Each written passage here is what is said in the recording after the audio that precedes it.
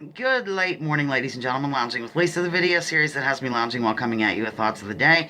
Today I have a very special guest caller on the line. It's Watcher. I'm afraid of Watcher. I'm afraid of Watcher. Watching freighters go by. She's cashing in on her Lounger of the Week award from several weeks ago. Here she is. Watcher, take it away. Go. Hi, everybody. I hope this is coming through clear. It is. Okay, so this is kind of awkward for me. I've never really done any recordings like this, so we're gonna wing it. We're gonna talk about television. Are we gonna talk about pop music? Scooby-Dooby-Doo-Wop? Okay, television. Television and music and just things we enjoyed from when we were kids that Lisa and I found we connected on a lot of levels, and it's been fun to chat with people in the chat, and we all kind of share the similar experiences, so. I think so. Well, as you know, Lisa? I spent last weekend with Soap. I came up with an idea, I'll tell you at the end, remind me. I came up with an idea for a new show, either on Netflix or somewhere else, but we can get into that later. Anyhow, I spent the last weekend with Soap. I also have the first season of That Girl. What are some of the shows that, you know, from that day, I guess, that you really liked? I know there's quite a few. Well, because of, where I lived, and it wasn't, it's a big city now compared to the way it used to be. We used to call it Bland Rapids because they rolled the sidewalks up at 5 o'clock, Right, Bland Rapids. So I spend a lot of time watching TV and, reading books. And the shows that I always liked were, like we watched That Girl, I Dream of Jeannie, Bewitched. Heck, we all watched The Flintstones and Batman. Yes. The Adam West I wasn't big on Batman. And so I really enjoyed, the situation comedies. I always enjoyed where something funny would happen, and at the end, it resolved in a positive manner. Right. Did you like... there was always a conclusion, not so much a moralistic to the story or whatever, but... there was the happy ending, so to speak. Right. Did you, moving into more of the modern era, one of the sitcoms I really think is the most cerebral, I don't know how else to put it, really excellent writing, is Frasier. Do you have any thoughts on that? Yeah, I really enjoyed Frasier. But I think it was more for the situational comedy of how the personalities blending together. You have Daphne, who is, foreign to the country and the culture. You've got his father, who, comes from an old school lifestyle. And then you have Frasier, who is trying to assimilate to a higher level than where he came from. Right. And so you have all those personalities clashing, And, it was excellent writing. And I think a lot of it changed after 9/11 because one of the producers was killed. And that's what I heard. I just kind of reheard this recently because I was looking at some people being interviewed about their work on that and Cheers. And another show called Wings that I think I got into briefly. Cheers and Wings took place when I lived in Texas. So I was too busy, being a wild woman to watch all the time. But I did... tune in quite a bit, don't get me wrong. But did you ever look at Wings? I mean, if you did, what is the premise? I remember watching it in the early 90s, and it was two brothers. One of them was, I think he was a retired Air Force pilot or something, and they ran a small, what they call puddle jumper plane service. And in New England, to get to a lot of the vacation places, you have to take the small planes, the planes that only hold maybe 6 to 8 people. Right, puddle jumpers, yeah. These two brothers, one was the good guy, one was the playboy, and they ran this airline, this small little puddle jumper airline, and so you have this constant changing parade of clients that come through the airport and interact with the people in the airport. Okay, well, I understand that. I just got up and got some coffee. I told the viewers, I mouthed it to them, but anyhow...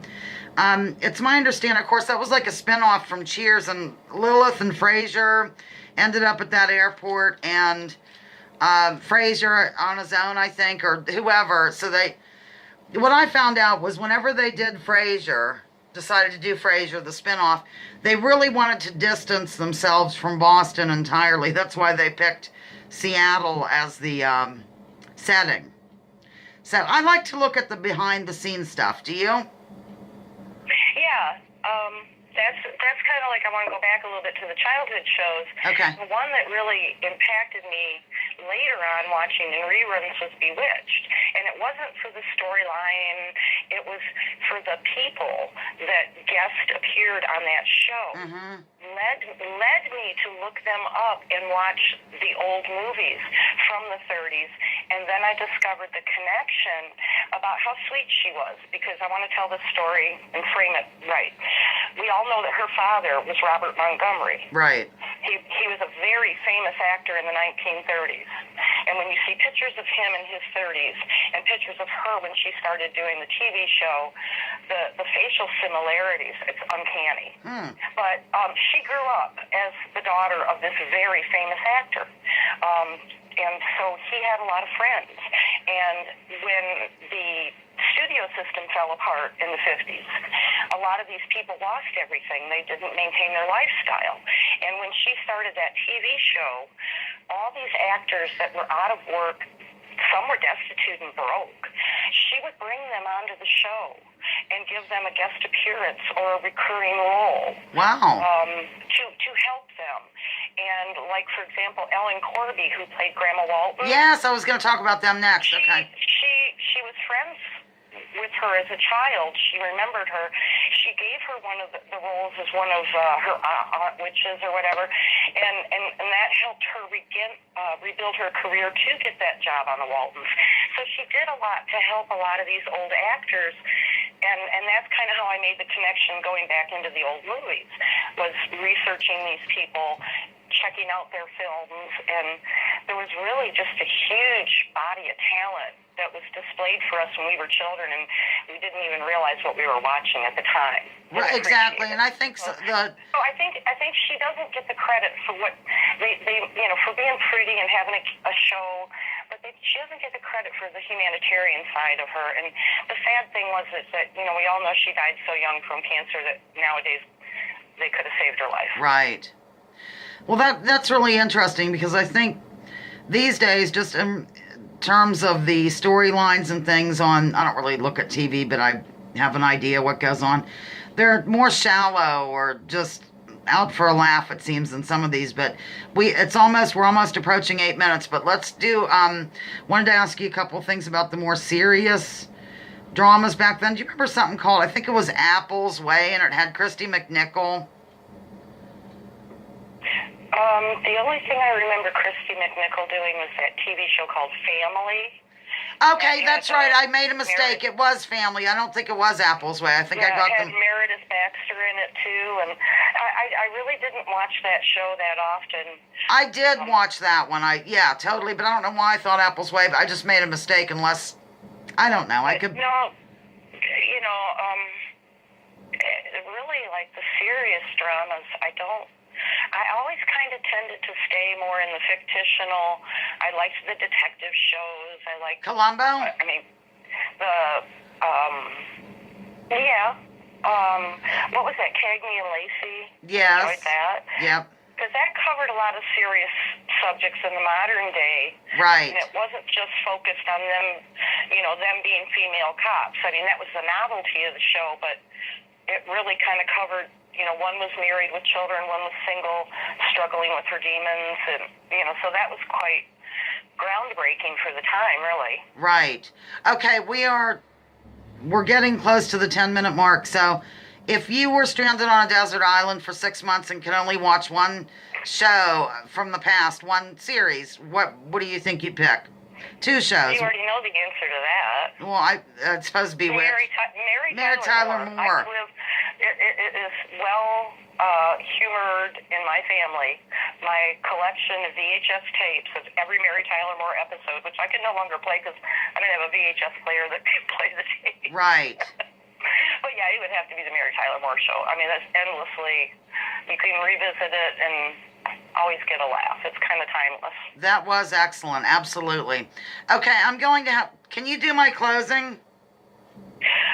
Oh, I don't know your closing. All right. It's okay. Wait a minute. It's one of those things like if you say it when I'm watching the video. I'll say it and then I'll kind of rolling it in my head. I'm with you, but I don't know if I could recite it. Okay, we are signing off here at Lounging with Lisa, the video series that has me Lounging while coming at you with thoughts of the day.